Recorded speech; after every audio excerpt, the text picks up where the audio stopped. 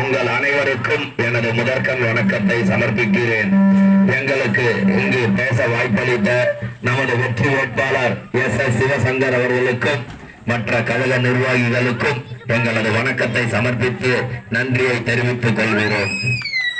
இப்போ பொதுமக்கள் மோடியின் கொத்தடிமை கட்சிக்கு தான் ஓட்டு போடுவேன், அந்த கொத்தடிமையின் கூட்டணி கட்சிக்கு தான் ஓட்டு போடுவேன்னு ஓட்டு போட்டீங்கன்னா அடுத்து என்ன நடக்க போகுதுன்னா, இந்த பாசிச பாஜக உள்ள வரப்போகுது. அம்பானியும் அதானியும் உங்களோட விவசாய நிலங்களை பறிமுதல் பண்ண போறாங்க.